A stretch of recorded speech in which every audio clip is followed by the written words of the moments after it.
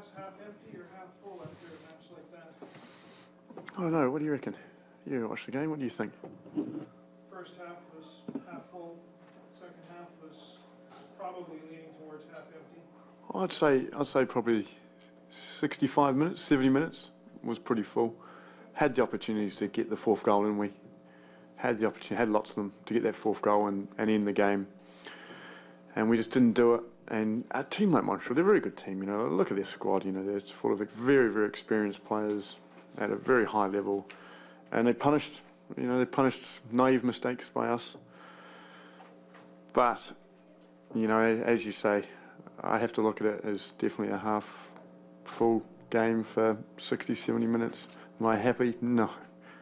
Nobody's happy, of course, when you play that well for 70 minutes and give it up. But in saying that, Montreal are a very good team. They've done that to all teams this season. They get a chance and they take it. Ryan, what did you think about the way that your team conceded the 3 goals? Were they easy goals? Were they hard goals? What was your general how easy it was for Montreal to score? Obviously, my pre-game talk worked well.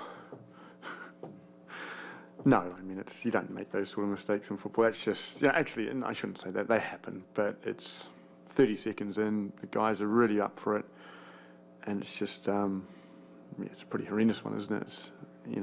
It's out of character for Darren. He doesn't make those mistakes. So, and the poor guy's gutted. He felt really bad. But it doesn't help when you go down 1-0 at home.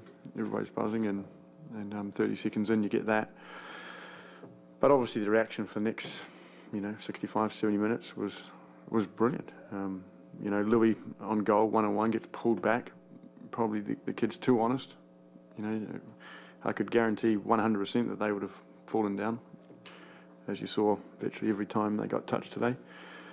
But Louis tried to hold his ground, and you put that game, it's 4-1 at half time, and obviously Jeremy's brilliant chance, and well, there's a few at the post, and yeah, we could have ended the game. It could have been a long time done, but that's where we are.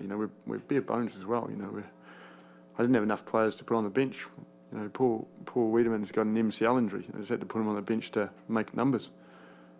We're down to bare bones, but I just thought the guys' work ethic, and they baited the pressure. They pressured well. They stepped on them, and just a bit more quality in the squad.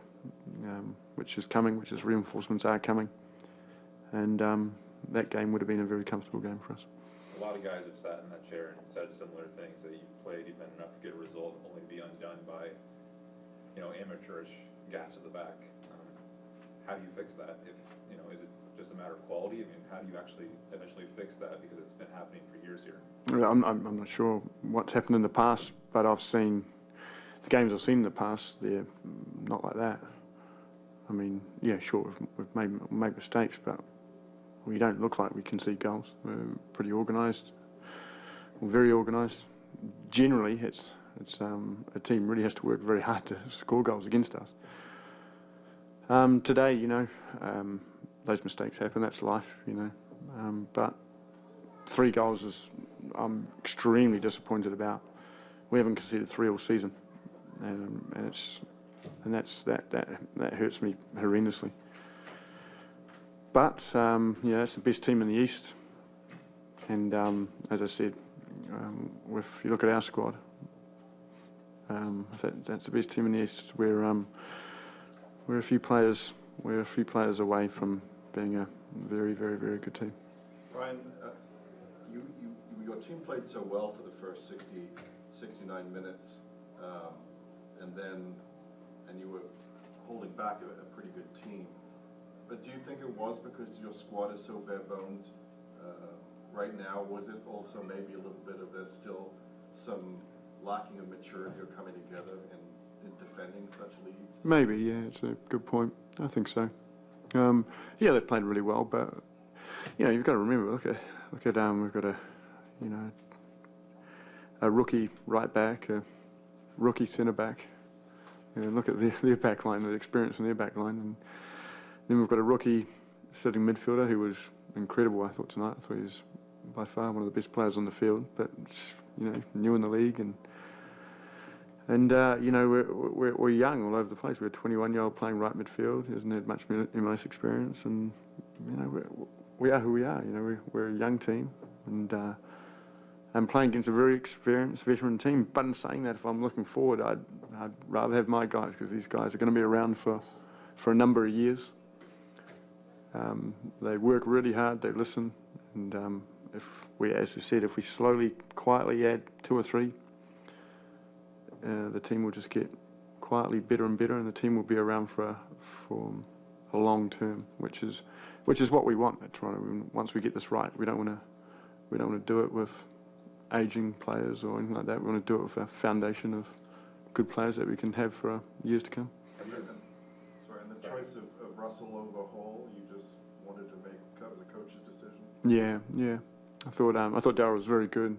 He just lost his legs probably a wee bit at the end because he has been away if injured, but brings an experience and that what we needed against an experienced team.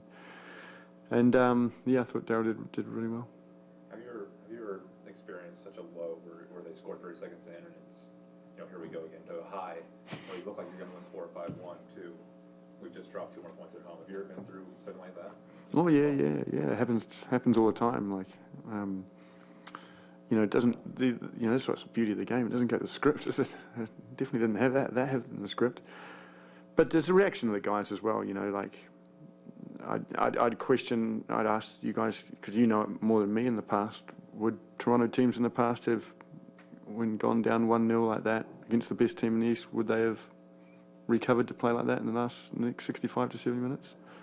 I don't know. I thought they were very good.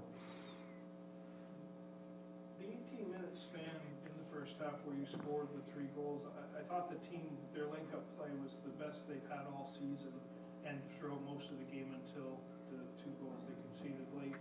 Is that something that we can look forward to seeing from this point on, now that they've actually achieved? Like, they looked like a quite cohesive unit during that first half hour of the game. It's coming off the shock of falling 1 down so early. Yes, we work on that all the time.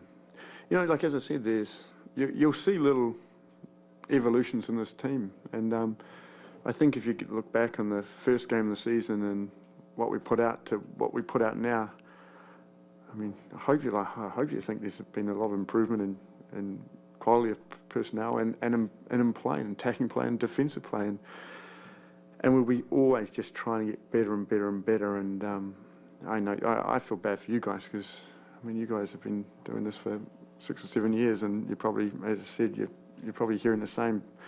But I think if you just cast your mind back and have a look from game 1 to now, and how the team is evolving, what the patterns of play that they're doing going forward, the baiting to pressure, the stepping and defensively, I thought it was just we baited them into some ridiculous passes today that if we had finished off would have been fantastic. But again, as I said, we'll be getting some reinforcements in that will hopefully be good news for you guys to write about, and it'll be good for us, and we'll just keep building and keep building. In time for the match at Kansas City?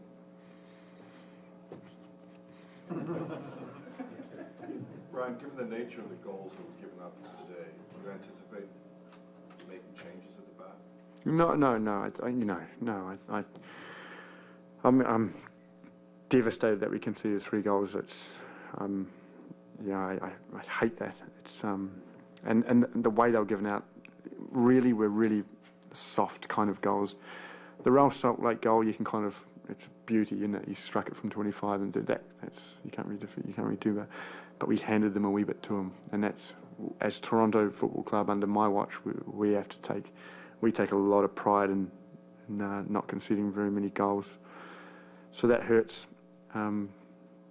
But as I said, we'll keep working, and we'll keep trying to get better and better. It seemed like Montreal was there for the taking, though. Didn't it seem a little bit tired even through the first hour? Making sloppy passes, giving away possession cheaply. Well, they only did that because they were baited into passes. That's if you watch the game, there's method in the madness of we try and dictate where teams pass, and it may look like silly passes, but it's all under script. We work on that in the training ground continuously for since pre-season, and we'll keep working on that. And it's about making teams make passes like that. So everybody says, oh, it's errors by the opposition team, but we work on that. That's what we bait them. We show them in certain areas, and guys are on front studs baiting certain passes, and as you say, it can make them look like errors, but it's not. It's designed by us. We'd love to see that in training. Yeah. You love it, yeah, more, but the trouble is you'll be blogging it and texting it. Isn't it like Vince Lombardi? Didn't he say he'll open up his playbook and anybody could see it, but they just don't know how to do it? One day maybe. Do you have players signed, ready to come in this month? Are they officially signed? Or no, I think if they're officially signed, and I'd be presenting them to you right here. As I said, you guys will be the first to know, but we're really close. We're really close, and very close. So should be hopefully be pretty exciting. Can you tell us where they're coming from? South America, Europe, local? Local. Where's local? Locals. North America. What's local? Locals. Am I local from New Zealand?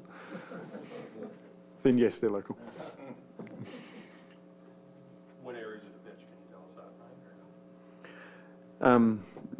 Well, hopefully there'll be a forward, and maybe we can get a few players in a few positions, but I think we need a forward. I mean, Jeremy Brocky, by the way, I thought he was fantastic today, and unfortunately he's owned by another team, so he's just on loan, kind of helping us out. But I thought he was very, very, very good today. It was a fantastic goal he took and a great cross. But, yeah. You thought of potentially buying Brocky, is that an option at all? Well, I think I probably have to buy the Wellington owner a few beers, I think, to be able to get that one done. So, might be an expensive round. Thanks, guys. Thank you.